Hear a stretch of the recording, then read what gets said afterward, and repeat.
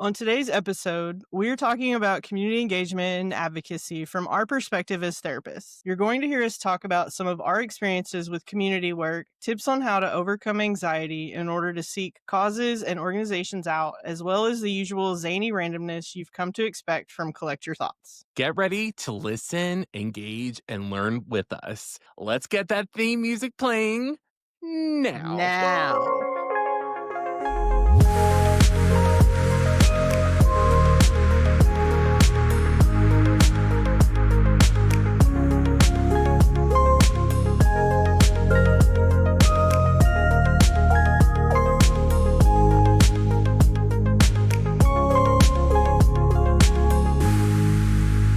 Welcome to Collect Your Thoughts. I'm Asher Morgan, licensed professional counselor. And I'm Sean Millhouse, licensed professional counselor.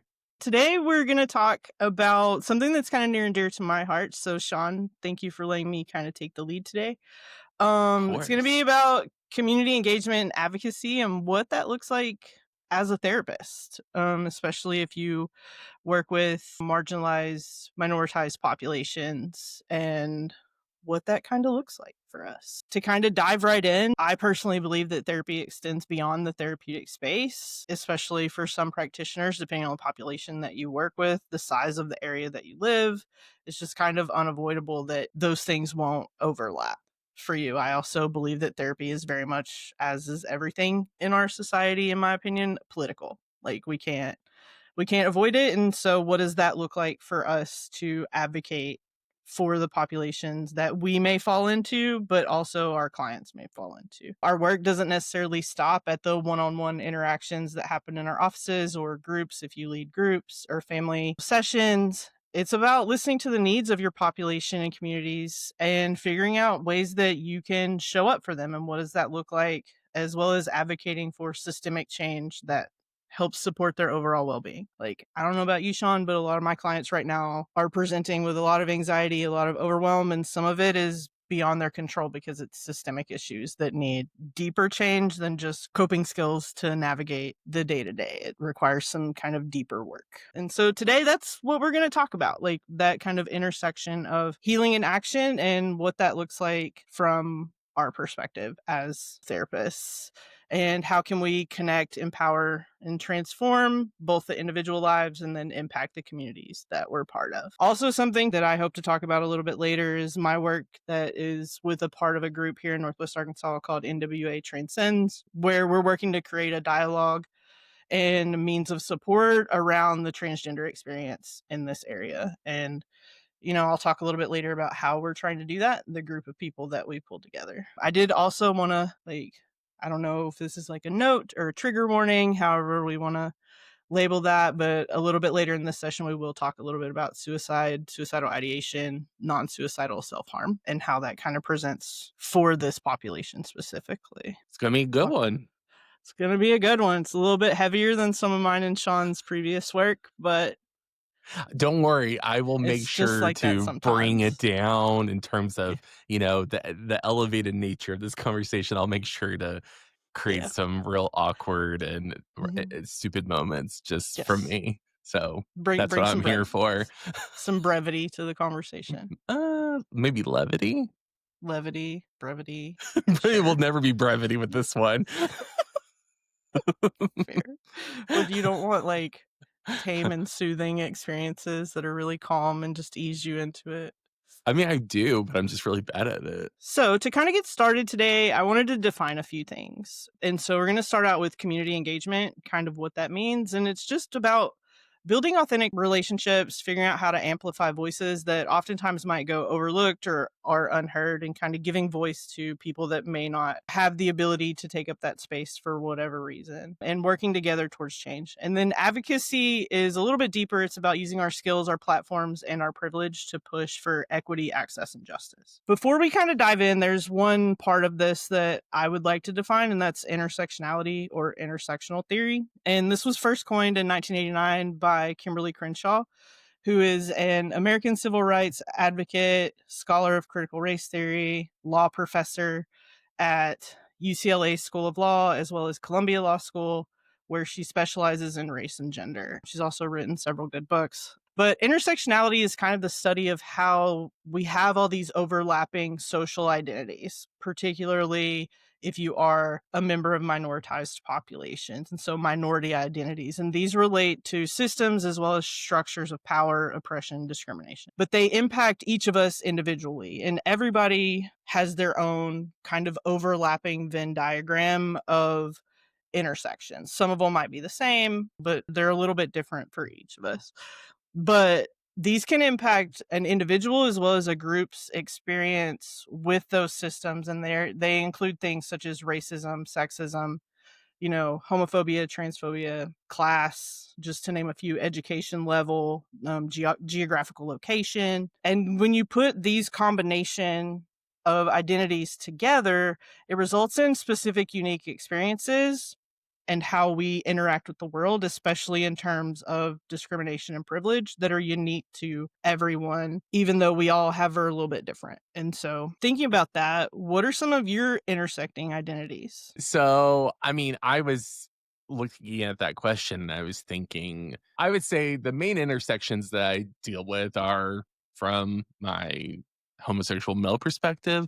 But then also, I think one that doesn't get mentioned a lot of times in these groups is also being I am a larger guy, and Mhm. especially in the gay community, that can feel very easy to feel left out. And also just in the regular society of things, I definitely have to navigate the world a little differently because of my size. And there's like a really cool picture, and I'm really glad that you brought up body size because that's part of it too. There's a really cool picture that was made by like Sylvia Duckworth that I'll figure out how we can put maybe in the show notes or Oh yeah, something. But just send it to me and I can put it in our yeah, video. it's like this wheel of power and privilege. And it includes things like mental health, like if you struggle with depression, anxiety, bipolar, borderline, how does that impact you? If you're neurodiverse, so if you have ADHD or autism, those don't present the same way for every person. And Hmm. it's just kind of like that. And then ability, because our society in particular is still like we've done a lot of work, but we still have a lot of work left to go. And like some disabilities you can't see with your eyes, and we don't know Hmm. what people might be struggling with. Education level, housing status, class, things like that. But all of these different things overlap to kind of make us who we are and impact how we present in the world. And then I think my follow up to that, and I can also speak to this, is like, how do your intersecting identities sometimes present in the therapy room with your clients? Like, how do you navigate that? I mean, it definitely makes it easier. I think if I were just a cisgendered white heterosexual male, I definitely could see that potentially being a disadvantage compared to, I think a lot of people maybe feel safer around me because I am not a heterosexual male, and also because I'm not some young hot supermodel. So it's, I think, easy to What? put people at ease with that. But I really try to always reiterate with clients that whatever their experience is always going to be their experience, even if there are similarities.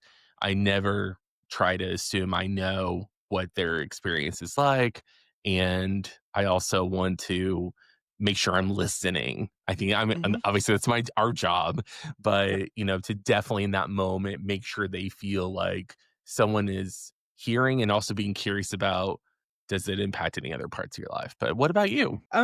Yeah, so it's shown up. I mean, of course, acknowledging I also am white, and but What? I know, in case you didn't know. Everybody But Asher is white. I have had clients where we've had to navigate that, and I've had to work a little extra hard in the rapport building Mhm, because they weren't white. And mhm, so there was a little bit of some of my other intersections, so being queer, non-binary were the reasons that they sought me out, but we had to navigate race, and it took a little longer for them to completely trust me and that I wasn't generalizing out their experience to everyone within their race or their religion. mhm, Um, and that was just work that I had to do, but I typically always try to acknowledge up front, that I do carry a certain amount of privilege into the therapy space. I am white. I am we're educated, we have graduate level degrees, Yeah. and things like that. And so there are just certain privileges that we hold that our clients may not be Mhm. walking into the room with. And I try to acknowledge that. But then on the flip side of that, like I said, my like queerness and not identifying as cis is also a big reason why a good portion of my clients seek me out, Mhm. because there's that like shared lived experience to where even though it presents differently for us, they know that like I understand the lingo, I understand at least the vibe of the experience, even though it has looked differently for both of us. There are things Yeah. that like they just don't have to define or explain because it's like kind of understood going into it that I'll already understand. Yeah, that And shorthand so, that you can have with clients is really it makes you feel like, "Oh, I don't have to explain this," you know? I don't have mhm, to, uh, try to make you step into this world because you also exist in it in some way that's similar. right. I think that kind of leads into my next question, and I also plan on answering this, but like, what's been your relationship over your professional career with community engagement and advocacy work? Working in community mental health, I would definitely say I was, our point person for our first episode psychosis program that we had. It really became important to me that I helped to try and help other people understand what does it look like for psychosis to develop, what are the signs, what are the potential connections and maybe options for their treatment, things like that, Mhm, especially with it being, that was for people who were basically from age 15 or sorry 18 to 35, I believe was the range. And so, it's really scary when if you have a child or a loved one that is that age and they're going through that. And psychosis can be really, really terrifying I mean, for that person, but also to see your loved one go through it. So I think within my agency, I definitely try to advocate for things. But in terms of community involvement, that's definitely something I'm much more on the short end of. But mhm. I'm definitely curious to hear from you because I know this is something that's really important to you and that Yeah. you seem to be way more engaged in. I am. So this is funny because this is something that many people have said to me, you included, that I seem to be like much more a social worker at heart sometimes Yeah. than a like licensed professional counselor. And I think it's just like kind of involves that of like in school, social work kind of covers some more of like the systemic and community Mhm. based things. And I will disclose that like I tried to do social work before I tried to do counseling, but just wasn't able to juggle. The program didn't allow for me to juggle that in a full-time job. And Their loss.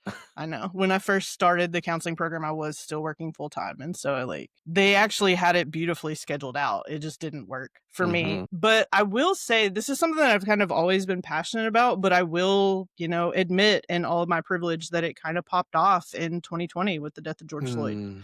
where it was like, and maybe started a little bit before that with COVID and just watching and always having this, like, I've kind of always carried this sense of justice, probably because of my neurodivergence, but like just also who I am and how I was raised. I will attribute that to my parents. One of the things that they did give me was like taking care of others and kind of doing what's right, quote unquote. But it was just like we just started witnessing all of these things and it was like we could no longer look away from them. Mhm.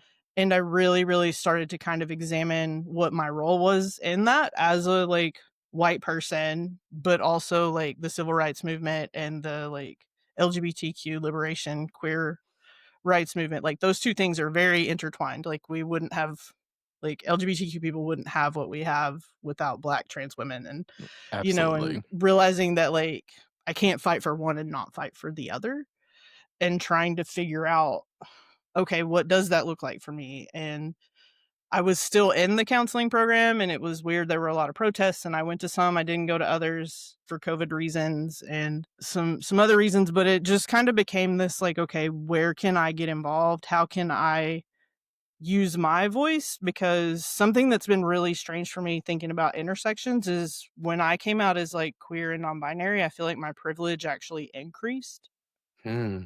a little bit because especially after a little bit of my transition to be a little bit vulnerable, I can pass in certain circles as a white man.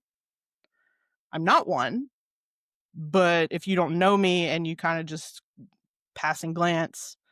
And so it became like, okay, how can I use my voice for good? Because I'm being given a seat at the table, maybe for the wrong reason, but I've got it. And how can I use it? Yeah. And then you and I have talked about this, about how my like Instagram stories are sometimes kind of chaotic. um, It's more like you need to just prepare yourself for like information of all of the atrocities that need to be yes. fixed now. God damn it! Yeah. Like, and so if you're not in the mood for that, you're like, like, Yeah. Stay. But then there will also be like, I try to like just drop the one like dopamine provider yes, like in the middle of yes, it. And so it'll be like all of this like hard and heavy shit. And then yeah, it'll just be like puppies. yeah, yeah, But I will say, like, that's just as important too.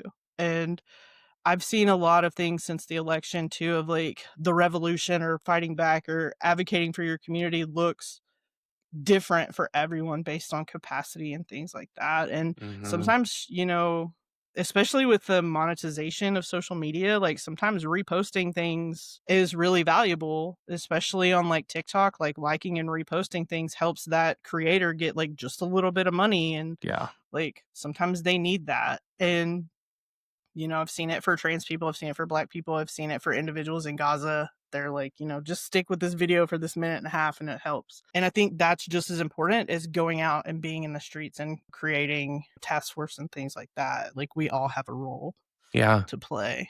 So, Well, and but then yeah, it's all that information. I think it really, when you see it and you keep spreading it, I think it just amplifies these messages that otherwise might be drowned out because of the distance from those situations, potentially, like you mentioned, Gaza. So it's Mhm. super, super important. And I think that's one of the coolest things about you, Asher, is you are really great about like, I typically find other either Instagram creators or TikTok creators that create these really important posts because of you. You just seem to find them. I think your algorithms work really well for that to happen, but I appreciate that. So thanks for doing that. Yeah, and I mean, I went through probably during that same time period and purged out a lot of what I was following and then just Mhm.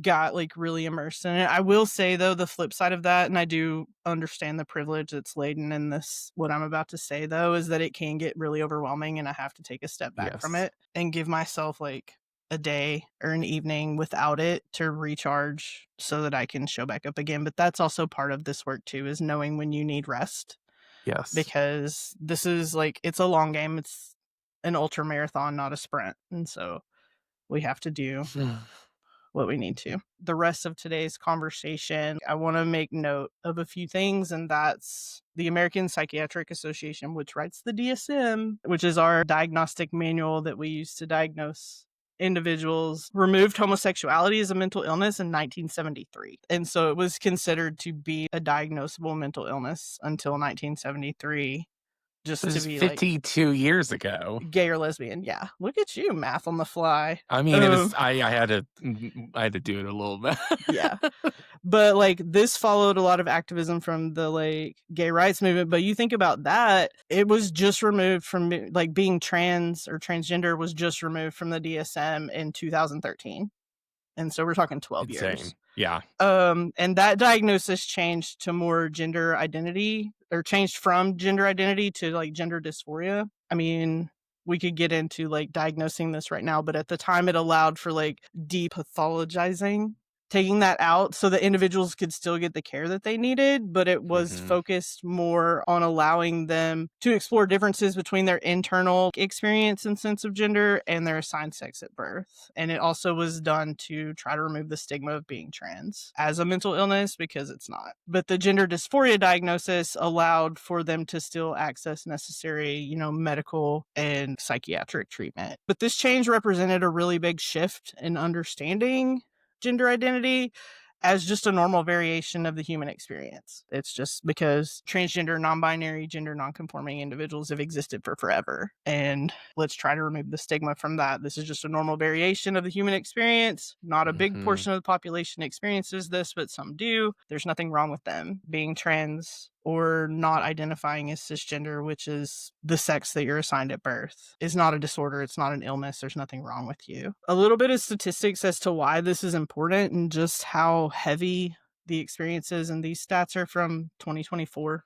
So a year ago. Among transgender individuals, like 50% of adults reported experiencing depression, 81% reported suicidal ideation, more than 40% reported attempting suicide in the previous year, and then 56% reported some like non-suicidal self-injury. And so this is self-harm. So it can be cutting, scratching, burning. Some people use food, some people use other substances for that.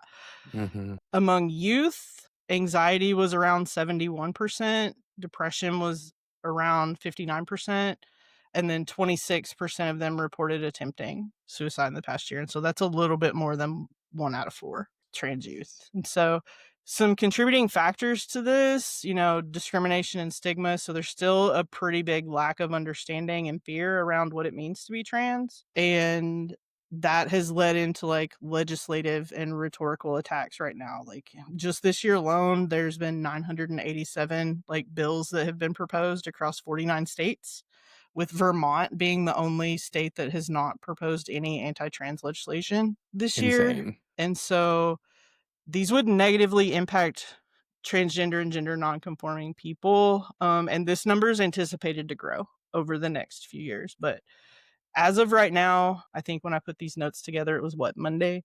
Mhm. 122 of those 987 have passed. 644 of them failed, which is a good thing, but you and I also see the impact and the toll that it takes on individuals just when these bills get proposed and when they know that Absolutely. they have to fight them.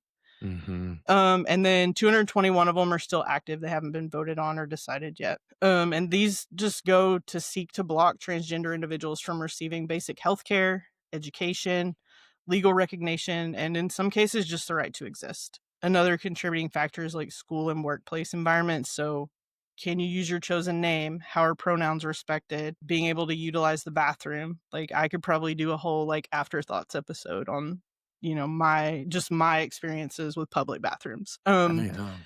And then access to healthcare, but then also just general feelings of safety. When you know that like just your lived experience, which you didn't choose and you don't have control over, people are making laws about that. Like it's scary, it's infuriating, it's sad, it stirs up all of these emotions. And then they come to therapy to try to navigate those emotions. Yeah. And for the sake of our conversation today, we're left trying to figure out like we're helping them in the therapy room, in the therapy space. We're trying to connect them to community resources, but then what does that advocacy look like for us once we leave work for the day? And so thinking about that in practice, we've talked a little bit about it. When you think about community building, what has like building up your network or your like list of resources for clients looked like? Like what are some things that you consider? Well, I really try whenever I am using social media, which is, always a Oof. tightrope of you never know how helpful it can be. I do really try to keep my eyes and ears out for any local organizations that are especially about people connecting. And then if they specifically advertise things that I know are maybe not the typical heteronormative experience that most people probably grew up seeing in media and what is oftentimes spoken as the norm. Those are the things that I really try to give to my clients. Obviously, I think that with our collective, we also really try to share what we find out Mhm. from each other and from our different experiences over the years. And also, honestly, I don't know if this is true for you, Asher, but I oftentimes hear about really cool things from clients themselves, which I Mhm. then share with other clients. So it's really, really powerful how just the intersectionality of meeting with different people then can lead to other people helping people just by Mhm. them showing up in the room. But yeah, I would definitely say it is challenging being in Northwest Arkansas. The one of the hardest parts is we are this very, very fast growing area. Mhm. with a lot of different kinds of people, but we are still really behind on some of the community based things that really celebrate and create opportunities for diversity to be explored and celebrated. And that Mhm. can be really disheartening for our clients and of course myself as well because you want to see yourself reflected in things and when you see a million different things about different churches which is hey that's your thing have your thing but for anyone else who either has had negative experiences through some of those outlets or who are just not wanting that experience it can feel isolating. Mhm. Yeah, I definitely agree. That's one of the things that I love about the collective is how we do like inner share Hmm. with one another, and like me is spill especially like still kind of being like a baby professional counselor. Like I'm only 6 months in, even though I've been doing this work for a longer time. Like Asher just got off the bottle. I did, The yeah. baby bottle, not the booze bottle. That one we're still working on. Just Never. kidding. Pry from my cold dead hands. Um, but you also have to constantly stay on top of it. Like, I know Yes. that, resources change, or, the things that different organizations or groups are allowed to offer change with legislation. Yep. And then having to stay on top of legislation. Like, where do you get that news from? Do you trust it? Like, and and it's a lot. And It is. I think this also ties into like something that I've seen talked about a little bit lately, of our jobs as counselors doesn't just end as soon as we're done seeing clients for the day. Like there's so many things that go into it, whether it's documentation and notes, scheduling, but also just like research. Yeah. And whether it's counseling techniques, whether it's, one of my clients will talk about something, I'm like, oh, I don't know about that. And I'll jot it down. And like, I don't know about it today, but I'll know about it the next time you come in here. Mhm. And it feels like that list of things is never ending. Oh, never. Never, never, never. And sometimes it's fun things, like they'll be like, "Hey, have you watched this show?" And I'm like, "No, I have Yes. not." But Yeah, then other yeah. times it's like, "Hey, I'm having a really hard time finding like information I trust about this topic.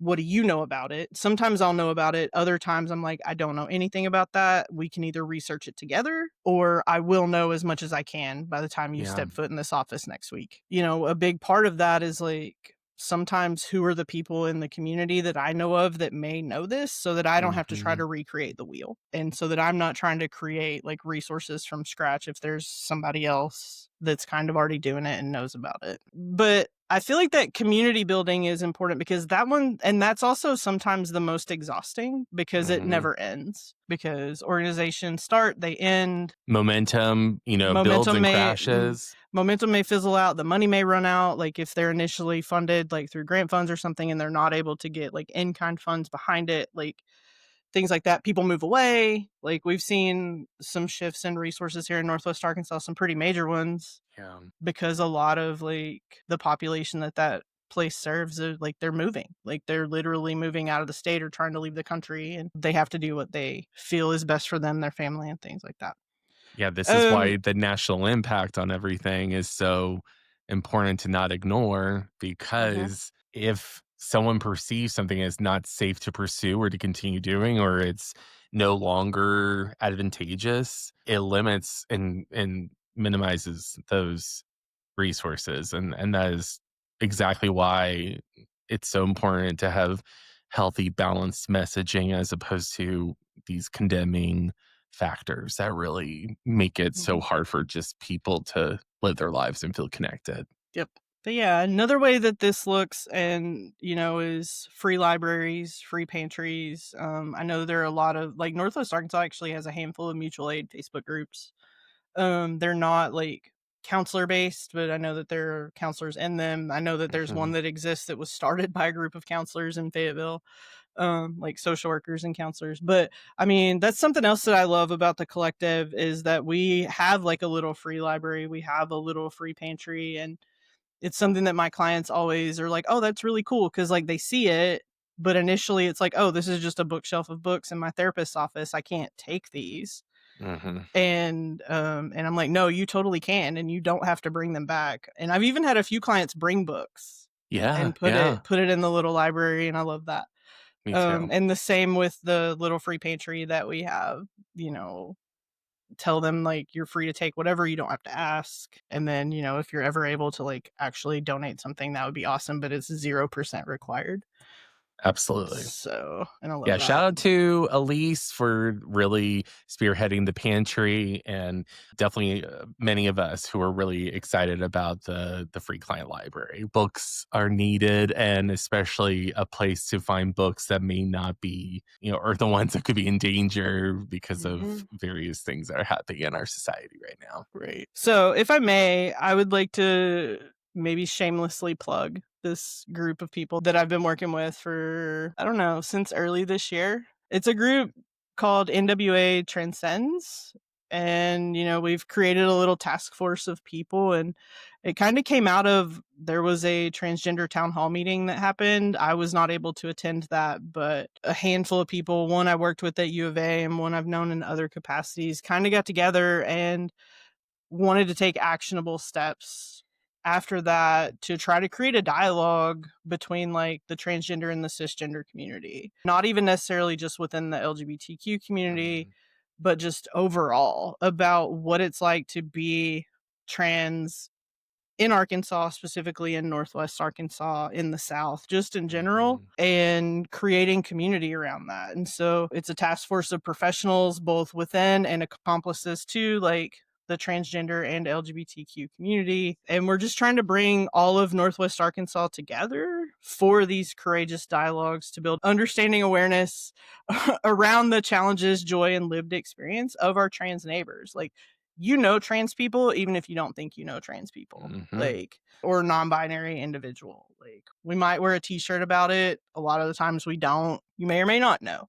But, Yeah. like, this group was rooted in, like, dignity and inclusion, and we've been working to have, like, small and larger group discussions, wanting to build some bridges again, like, within the LGBTQ community, but also just the community at large, like, to try to better understand the transgender experience and what it's like. We've had one meeting already where we did kind of a fishbowl and then a small group discussion, and we're looking to do another one of those. And so we create these, like, community dialogues with a facilitated kind of intentional fishbowl conversation that has people of different gender identities, lived experiences. At the last one, I was a fishbowl participant, and so we kind of had, like, pre-created questions that we just all answered. It was a group of about 7 of us. And then once we did that, we encouraged the participants, so the people that were watching this, to then have that same conversation amongst the table of themselves. And, you know, it was really important and really powerful, and some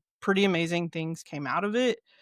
Our next meeting is on Sunday, October 26th from 1 to 5 in the afternoon. It's going to be at the Bentonville Community Center. Anybody wanting some more information about that can definitely, like, reach out to me through our social media, but you can also just follow NWA Transcends on Instagram. It's at NWA Transcends. It's a relatively new page, so bear with us as we kind of get it up and going. But we're really, really excited about the direction of that. And, you know, this October, we have, like, a quarterly fishbowl planned for the next, like, I think through next summer. We have, like, one Nice. every 3 months planned. So the first one we had was in Springdale. This one's in Bentonville.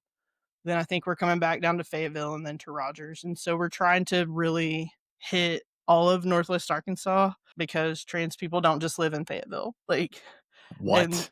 Just I kidding. know, right? And so really trying to expand it out. But it's a really cool group of people, and I'm really, really excited to be a part of it. And so we've done a lot of good work, and we continue to do so.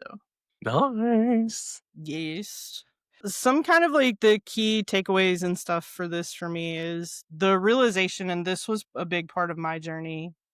I guess that could be a question that I have for you, Sean, is, like, what that was like for you, of kind of challenging my own privilege and realizing that what impacts the least of us impacts everyone. And so basically, like, what benefits people that have, you know, maybe different circumstances than I do also benefits me.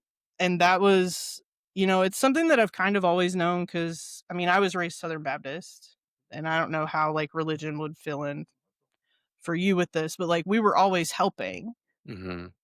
But something for myself, and I've seen it also in my clients that were raised in a similar system, is that we struggle to ask for that help in return. Like, Mm. being raised Baptist, we were always, like, helping the community, like, we were always doing, like, food drives or car washes or, like, car maintenance things for, the people. I grew up in a really small town in Northeast Arkansas, and, but then if you were the one that needed help, it was a little bit more secret.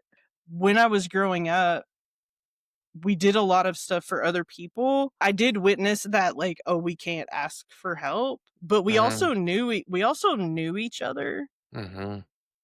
sometimes to a fault where we felt like people knew our business a little bit too much, but we didn't always have to reach out for help. Sometimes Yeah. people just, like, showed up. Right, right. Like, and usually with food or to just, like, sit with you and visit, which to this day, like, I don't know what I would do if someone just knocked on my door to sit with me and visit. I probably wouldn't answer, but, Yeah, like, because most of the time now it's like, "Have you heard about Jesus Christ?" Like, yeah. I yeah, mean, in no. my neighborhood, it's usually somebody trying to sell me, like, solar panels, Oh, like, which that's I do nice. not want. Or, like, cable. I feel like that's another one. They're Yeah, like, "Hey, have you heard about this cable package?" yeah.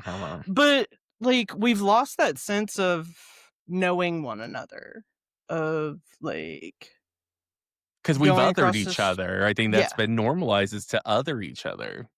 and we can't understand each other's experiences because we don't talk to one another, and I have spent a good bit of time talking about this with clients this week of, like, where's that microsecond of time where you could take a breath and respond instead of being reactionary?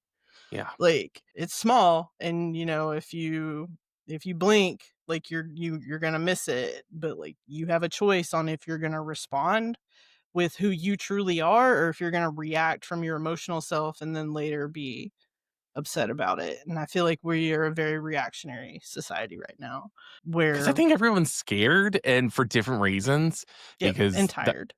yeah. Very tired. Very tired. I think such a big piece of it is for what I at least perceive from people who are very actively, loudly against people who are outside of the white Christian heteronormativity that is known out there. I don't know if they understand that as a gay person, I can speak from this and from most other marginalized populations. We're scared of y'all. I'm scared. Yeah. I don't want to get hurt. I Mm. I stand back because I don't want to create a situation in which I could get hurt. In no way, Mhm. shape, or form do I know any queer person, at least, who is like, you know what? I want to go up to a straight white person and scare the shit out of them with my freaky lifestyle. Like, Mhm. that is not the case. And so I just think maybe remember that we are just trying to exist. We're doing the exact same Mhm. things, trying to pay our bills, trying to have good relationships, trying to enjoy our favorite TV shows and music. Mhm. And we just want to be able to have what you have. And we don't want to take that from you. And we just ask that you don't take that from us. And Right. that is, I think, just the basic thing of if you can just do that, that is something that would help with our community, Mhm. period. Yep. And then maybe the next step is if you want to do what Jesus would do, then go do the serving of others through so many different ways. There's so many great organizations out there, and it doesn't have to be a Mhm. religious thing. It can just be a I'm here to help humans thing. Right. Yeah, and that is one of the beautiful things about Northwest Arkansas is that, because of some of the privileges that this community has, there are pretty much organizations for anything that you would wanna get involved in. Like, Hmm. my experience today is talking about this group that's working, to support the transgender community, but there are so many organizations that are always looking for volunteers for just about anything that you would wanna be involved in, and honestly, probably wouldn't be too hard to find a like-minded group of people if there's not. And yeah, and so that kind of leads into, like, what are some of the ways to get involved? And this is another thing that I saw on Instagram, and I referenced it a little bit earlier, but it's like some people are posting on social media, some people are protesting in the streets, some people are donating if they have the money to donate. Some people are just educating themselves, so social Yeah. media, reading, some people are having those tough conversations with family and friends and trying to get to know the people in their community, getting to know their neighbors, trying to find out what the needs are.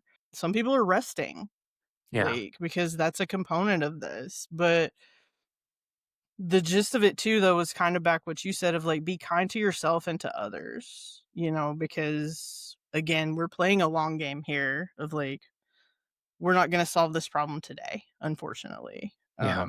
But even the fact that we put this podcast out every week is something that is a push in the right direction. It's like all those little pieces build on top of one another and they matter.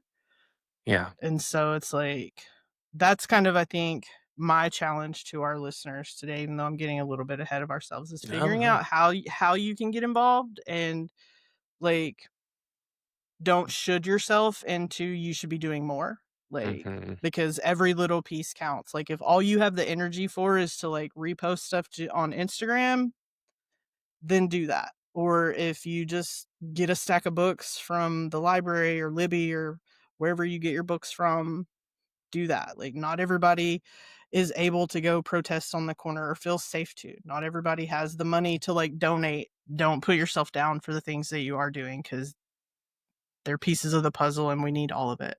Yeah. Which also, I just wanted to say for anybody that doesn't know what Libby is an Oh, yeah. app that allows you to Mhm. either listen or read books through library systems near you. There's a Mhm. partnership in which you can rent books and Mhm. other just media, and it's Yeah. really cool. So I think it's really that's another great resource. Your libraries, I will say that I have clients that work at what Mhm. some of our libraries, and there are so many resources in libraries that just don't get talked about. And I know that that can be like that's not a new thing to say, but I think it's an important reminder that they are there posting all kinds of activities. They hold activities and Mhm. meetings that allow you to get involved. And if anything, even just joining any kind of activity, you usually are going to meet all kinds of different people, maybe at least someone who might not be someone you would have met otherwise. So, just show up anywhere is sort of a beginning point of how you can get involved and maybe do better Mhm. community work. And that just makes me think of, like, one of my favorite quotes from, like, the movie We Bought a Zoo was just like, "You just need 15 seconds of insane courage." And usually that is, Mm, like, just walking through the door. Because, like, absolutely. once you walk through the door, like, then you kinda just let what happens, happens. You can turn right around and walk out, or, Yep. something amazing might happen, and both are okay. Like, Both are okay. so kind of the last thing that is also, like, really important is maintaining professional boundaries with this, because it's like when you think about what this work looks like for you, if you Yeah. were gonna go be involved in something, what, as a therapist, would you like, what boundaries would you need to have in place, knowing that there might be the possibility of crossing paths and even maybe even working with one of your clients? I think a really important thing that we were taught in my graduate school training is about especially this was much more common, I think, in community mental health that we really had to do this because we worked with such a large volume of people. So the likelihood of running into these people in your everyday life was higher. And then if you live in a really small community, that's even more increased.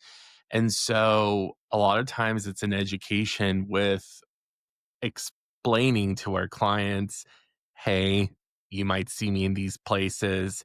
The things that you talked about, I might be a part of. I need you to understand that, like, one of the rules is I can't approach you. You can approach me. I have to protect confidentiality. And part of that is by stating over here, but also know that I won't necessarily avoid you, but I'm also not going to engage with you in a way that is maybe going to be, I don't know, awkward because, who you are in the therapy room versus who you are around other people in Mhm. community can be very different things. And so I think that that's just a big piece of it is maybe just letting clients know that that's a really awkward area. And I'm not gonna lie, I'll be the first one to say that has honestly stopped me from engaging in some community things here because Northwest Arkansas, while not the smallest community, is still a very small community, especially the queer community. Mhm. And so it feels it feels a little, yeah, I probably would end up in a place where I would have several of my clients in the same space, and that might be really awkward for me because it might lead to conversations that aren't as neutral, and Mhm. that is really tricky. I mean, I talk Mhm. about that all the time on this podcast about how what I share on here is really challenging because of wanting to maintain some of that space between me as the person and me as a therapist. But I don't know. What about you? Like, as a great question. And so Yeah. like I feel Um, very un not unsuccessful, but just, yeah, right. I have not utilized that as much as I'm Right. thinking you have. Well, I've actually experienced it both, like, knowingly and gotten, like, a surprise before, and I mean, I have that same statement as well as, like, part of an intake of, like, "Hey, Northwest Arkansas is a big place." It's not actually a big place, especially when you start funneling down into, like, areas of interest, Yeah. thinking about, like, queer hikers or queer climbers and, like, things that I like to do, but then also this is the population that I aim to serve the most. There's Mhm. that, like, overlap, and so I tend to think that, however, that I'm pretty similar in the therapy space as I am in real life, and that's just how I do it. It works for me. But I've had that conversation similarly of like, "Hey, I'm not like, if I see you out, I'm not gonna be rude, but I'm not gonna approach you. But at the same time, I'm a part of these things, and so we may end up in the same space. At the same time, I'm never gonna put you in a position to have to explain who I am Yeah. and how you know me, and then also doing everything that I can to ensure that they know that while we're in that space, nothing that they have ever talked about is going to come up, where Yeah. it's like, if it were you and I, we joke about things that we know about one another and like bullshit and things like that. Like that part gets like compartmentalized if I'm in like the same space as a client because that's sacred. Yeah. But I mean, I've ended up where like I've had clients come up to me at like Pride and be like, "Oh my god, I can't believe you're here. Can I give you a hug?" And I'm just like, "Yes." You push I'm them not away. Get the yeah. fuck off me. I mean, I'm not a huge hugger, but, like, in that moment, I'm not ever gonna turn someone away, but then there have been times where it was like, "Hey, I think we're both gonna be a part of this thing, like, let's talk about it. How do you feel about it? How do you feel about me being there?" There have been times where I've, like, backed out and not done the thing because of my clients' feelings about it, and then there were other times where they were comfortable Mhm. with me being there, and then, I don't go to, like, NWA Equality's book club because twice I've gone and there have been different clients there, and they're not always the biggest group, and so it's Yeah. like, if the book was really intense, like, they're sharing, I'm sharing, but there's this unspoken, like, knowledge of how we know each other, Yeah. and so that's been one that, like, I'm kinda bummed out about, but I've taken a step back from just so they can have that space, because I have enough people that I can talk to about books that I read, Sure. they may not. And so Yeah. if they feel comfortable going to that, then that's one that I've backed off of. But I mean, it's just inevitable sometimes. And I mean, even a former client, I realized that we had gotten put like in a Discord together for like some mutual aid stuff that I've since stepped back from because I just didn't have time and space. But it was a pretty unique name, and so I just, like, sent him an email and was like, "Hey, I think we're in this thing together. How do you feel about that? The possibility that we might end up, like, being on a project together or something like that, because it was for mutual aid, and so it was Mhm. very likely that, like, we wouldn't necessarily be able to stay apart, and, Yeah. but there had been a period of time since they had been my client, but, I mean, that one kinda played out because I wasn't able to be as involved with that group as I wanted to be. but I mean, it's difficult because sometimes it's sad because it's like I wanna get to be a part of this thing, but it's important for me that my clients get to be a part of it. Um, I and don't then think there that's are something other that is talked about enough Yeah, in this work is how yeah, tricky it is to have to say, I'm going to sit back from participating in something that if I didn't have this job, I would absolutely want to be a part of and make mhm, friends through.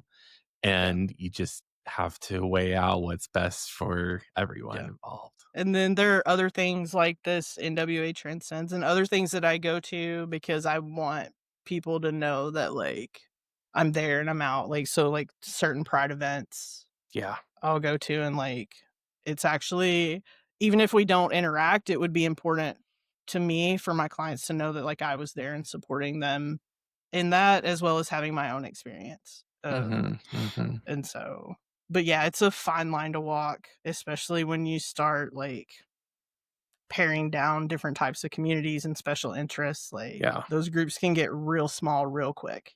Very. Um, and then when we do what we do, people know us, people know what we do, and sometimes they reach out and want us to be involved, and then you're, like, having to navigate, like, who's gonna be there, Hmm.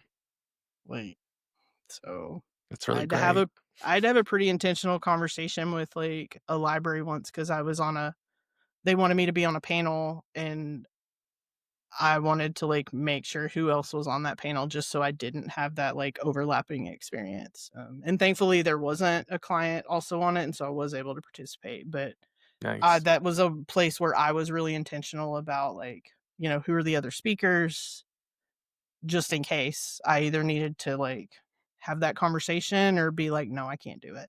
Yeah. Um, so but yeah, I don't feel like it gets talked about enough. I agree that, like, 'Cause sometimes we it's an awkward conversation. It is really tough Mhm, because you don't wanna be like, "Woe is me. I don't mhm, get to have fun too with other people like me."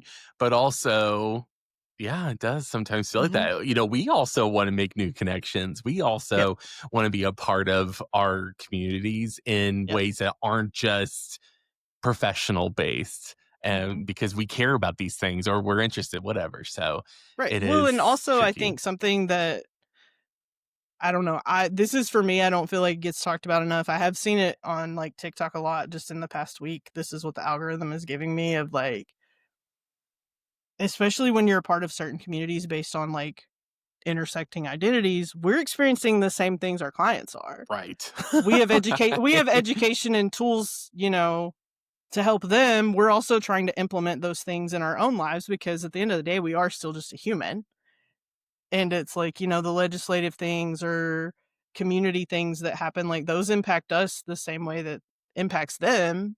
And we're trying to navigate what we're helping them navigate through. Yeah. And I feel like that doesn't always get talked about a lot. I've seen a lot more talk about it since November of Yeah. like, but I also think that's why it's important for us to also have our own therapists. So, Yeah. Oh, yeah, for so sure. I shout think out to too mine.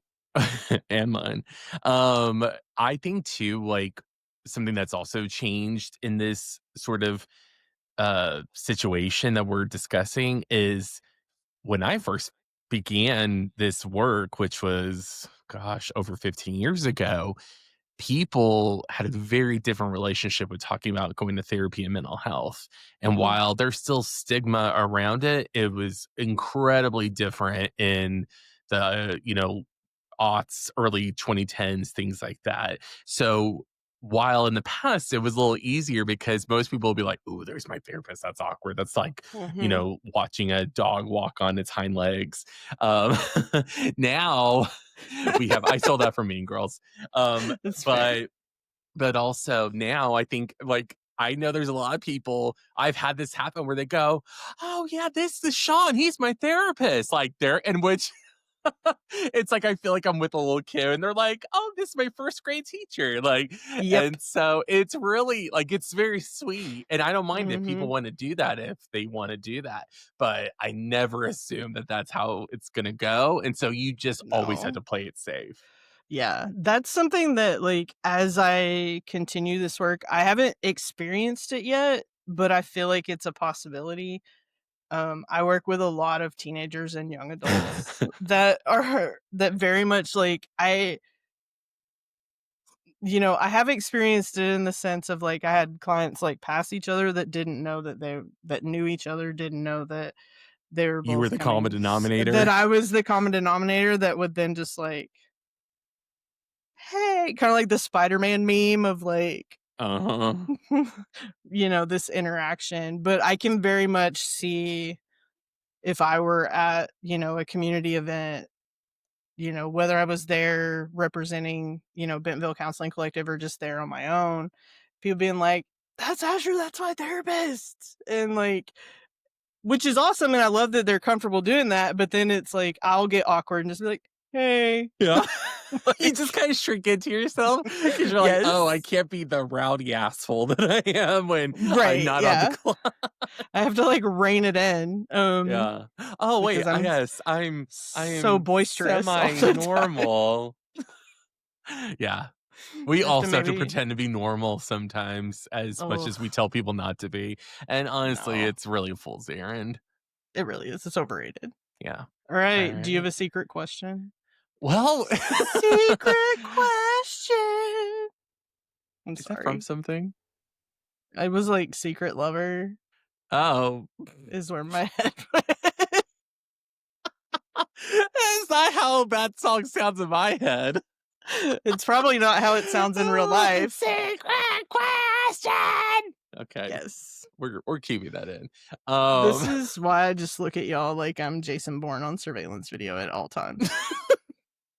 so I would say my secret question that was kind of mulling around in my head is, let's say you have somebody who maybe wants to stick their foot in the water of trying out something in the community, but like you talked about earlier, they're feeling really anxious or they don't know where to start. And maybe they just need a way to ground themselves in order to make that step. What would Mhm. you recommend that sort of mental prep? What would you say to a client in session if they were Yep. needing like that courage that you talked about earlier? Mhm. So I actually had this conversation not that long ago. I always first and foremost, figure out as many details about it as you can because if it's in a location that you're uncomfortable with, like already, then you're Yeah. you're already not gonna feel safe. Like, Hmm. if it's at a local brewery but you're in recovery, like Not a great you're idea. like that's already not a great idea. And like, because you're gonna go in depending on where you're at in your recovery journey. Like, I do know some people that could just go in, get a Sure. water or soda and be just fine. Others, it would be make them really uncomfortable. And so I think that, like, does the event, like, feel safe from the get-go? Yeah. Beyond that, my first thing that I always recommend is, like, is there somebody that can go with you? Yep. Like, so that you're not alone. Like, do you have a friend or a partner that is also interested in this or just loves you enough that will go and kind of be a buffer so that you Hmm. can, like, not be alone Yeah. when you go into this setting. And, I mean, this is a spot where it's like deep breaths. I always have like some type of fidget or something, typically, whether it's a traditional one or a binder clip, which is what I'm playing with today. Um, something that like I can use my hands with, because if not, then I get like awkward with my hands. Um, deep breaths always, but then it goes back to what I said earlier of it's just kind of that like 15 seconds of courage and putting yourself out there. If you're really anxious about it, I have encouraged people to like, especially if they have social media, like sending a DM or a private message Yep. beforehand to like either introduce yourself so that you kind of already have a point of contact of somebody that you can specifically seek out like once you get there. And and that can also be a good way to vibe check it, Yeah. um like depending on if they respond or how they respond. I will say, if you are like seeking out some of the queer community groups on Instagram, they do tend to like make last second changes, and they just do that via like an Instagram story or a last second post. And so maybe follow up and check it, Yes. like, before you take off and go, especially if you live in Fayetteville and it's something that's in Rogers or vice versa. Like before you drive, like Mhm. make sure it's still happening. Yeah. And things like that. But those are kind of the big ones. I mean, honestly, it's awkward. I feel like we're kind of trying to flourish back into this where like sense of community, whereas we've been really like isolated and pushed towards individualism really since COVID. But before Mhm. that, but really, really since COVID, and like some of us lost some of those skills or didn't have them. And so it's also, but also just let yourself be awkward. Yeah. Like, pretty much everybody there is probably worried about being awkward, especially if it's also their first time there. Like, I worry about being awkward anytime I'm going into a new, environment or a new situation, or, like, I'm gonna say something that, like, you or Elise would call an asherism, or I'm gonna have, like, buffering face where I'm trying to process the information that was just said to me, and, like, Mm. that can be awkward, and people can be like, "What is happening right now?" But honestly, they're And probably not thinking that because they're they're also in not. their personal experience. Right, and I think that's the thing too is, like, this feels really crass and you may have a better way to say it, but, like, they're probably not thinking about you as much as you think they are because they're in their own experience, like you just said. Nope, that's Um, perfectly said. and, like but it's also natural to think that all eyes are on us. Yeah, And so, I because mean, I think naturally, when you walk into a room, people are just gonna look. They're not going for the most part, not saying there believe me, there's always an asshole, but, like, most people, when they look, aren't going, "Oh my god, oh," like, they're Mhm, just like, "A person walked in, and yeah. Like, you kinda now." glance, you might notice their outfit. But If if they've you're got the a person dog, walking in, all like you see is right on yep, you, and you're like, 37 pairs of eyes are now yes, staring at and so me. then you're automatically like, "Oh my god, oh my god, oh my god, oh my god," unless you're, like, a Mhm, really, like, comfortable in your skin, like, person, which good for yeah. you, but Those people exist? What? apparently, I do know Mm, some, but that sounds yeah, like a unicorn. But well, but I mean, yeah, if I I were mean, a I unicorn, think I'd also be chill like that. that's true. I mean, buddy system always, making sure you feel safe, and then you just gotta kind of take the leap. Yeah, And yeah. it's scary, we can acknowledge that it's scary, but Usually the things that are maybe the most potentially life-changing are scary. mhm. Yep, So, you know, I definitely. agree. I think too, like my own answer to that is a lot of what you said, Asher, are things that I either espouse or also try myself when I'm in those situations. Two things that I also always like to let people know is if it's, especially if it's an event where you know there's like a regular meeting, give yourself permission to simply just go and park at the place and you don't even have to go in. You can literally Right. just say, you know what, I went and I parked there. And if you don't have somebody you're meeting up with, because I know there's a lot of people who don't have somebody, maybe they moved here because of work or for other reasons, and they don't know other people and they're really scared about that because social anxiety is real. And Mhm, so just sometimes the act of, okay, today I made it to the parking lot. And then maybe the next time, maybe you get close to the door. And maybe the next time you walk in, like give yourself permission to know it's okay to know that it's not failure if you keep trying. That's always mhm, the most important thing. You can't fail something if you keep trying. mhm. The other part that I do this game with myself all the time is I will tell myself in usually, let's say, most things are an hour or two. In 2 hours, I will be back in my safe place. In Yep. 2 hours, I will be back in what I'm familiar with. I'll be in my comfortable, lazy clothes, and I won't be in this situation where I need to like come off as a semi like normal quote unquote for all the bullshit that is Mhm. person. And I think it's important to just remember you're not going to be in it forever. Right. Everything, for better or for worse, everything is temporary. And Mhm, we just have to remember you won't be in that horrible position that, or at least what your mind perceives as horrible forever. And in mhm. fact, there's a great likelihood you're going to be proud of yourself for just having tried it, even if it doesn't feel like something you want to go back and do. I agree. And I mean, also depending on the type of event or meeting, like whatever it is, like because there are a lot of things that are just like info sessions that Yeah. aren't necessarily interactive unless you want to be. Just like go and sit and Yes. like you can definitely wait for someone to come to you because it's stuff like that. Eventually, somebody probably will.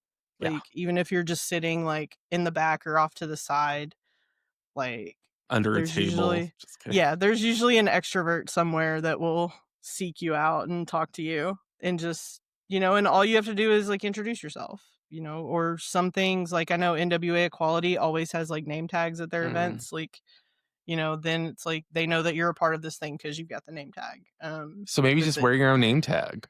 There you go. Just always have a Follow name us tag for on. more social anxiety tips.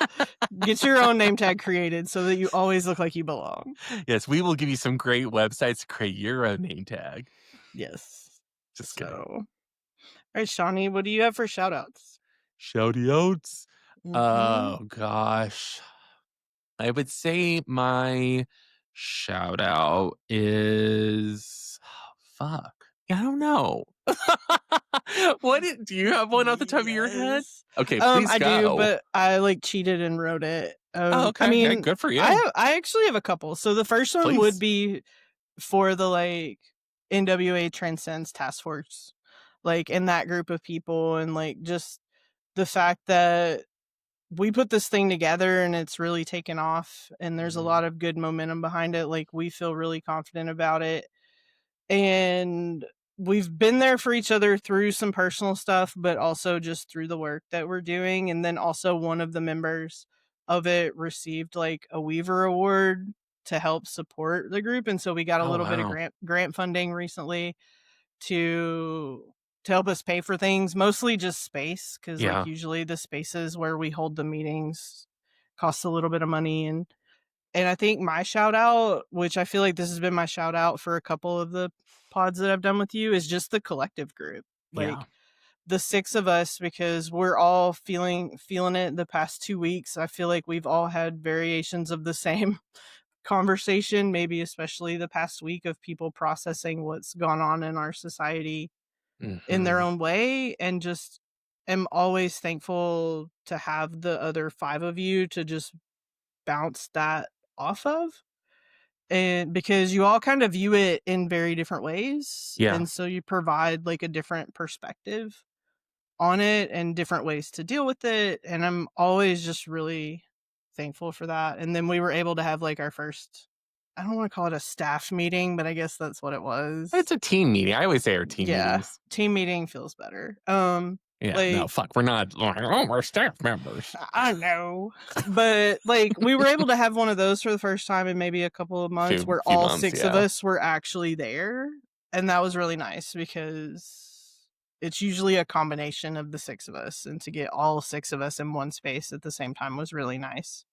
It's restorative. Um, yes, and for Yeah. you to you, because you did a good job of keeping us on track that day. You know what? I'm pretty impressed with all of us because we are not an easy group to We wrangle. are not. No, but yes, I also feel that same way. That was one of the things I was considering shouting out because I also feel so much gratitude and pride in our group and what we can offer to each other and and also just what you said is it really connects back to the other thing you said in which like we're humans too living through this. And so being Mhm, humans living through things that other people are coming to us to help them live through mhm, is both it can be a thing where you go, "Oh, fuck, I don't know what the hell I'm gonna mhm, do," and sometimes that is the job. Sometimes the mhm. job is to say, "There are no good answers right now. Let's sit with those Right. feelings." But then other times, it's being able to help people feel like there are lifelines out there, and you just have to help them find them. But anyway, I digress. I will say, I would finally because this is an October episode, I wanted to offer I finally saw the incredible movie Weapons, and was that the one you didn't I haven't like? I haven't seen it yet. I want Oh, to, but I haven't seen it yet. oh my gosh. So I will full You can disclosure, you can spoil it, it's I'm fine. no. I do not spoil. I could do a whole episode on how pissed off I get about people who fuck with spoilers.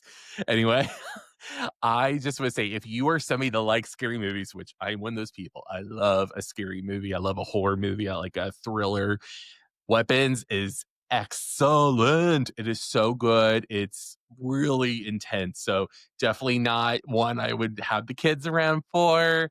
Mhm. But it, tis the season. I think that's one of my favorite parts of October is indulging in like Mhm. spooky, crazy, scary movies. And so I recommend Weapons. And I'm not even good. I think it's one of those movies, the less you know about it, the better it is. Because I truly avoided everything I could. I had no idea what it was about. And I'm so glad I did that because it was such a ride. So Nice. Weapons, the movie, it's not, to my knowledge, it's not streaming at this moment, but you can rent it or buy it. So pick it up. Nice. Yeah. All right, Shawnee, thank you for letting me lead and talk about Yeah. something that's, like, really important to me. I really Absolutely. Thanks for wanting appreciate. to have this conversation because I don't think there's enough right now, especially discussion about community involvement. And especially, we have to support all of our queer people out there, our community, but definitely our trans community. Mhm. We love you. We're here for you. I'm here for you, Asher. I know you Thank might be you. here for me. I am. Um, When you'll but let me. fair. Yeah. And so, anyway, just shout out to Correct. community and for you for wanting to do this episode. I think it was a really important topic. Thank you. Yeah. I appreciate that. Everybody, thank you for taking some time to listen to us today. You can find out more about us at bentonvillecounseling.com.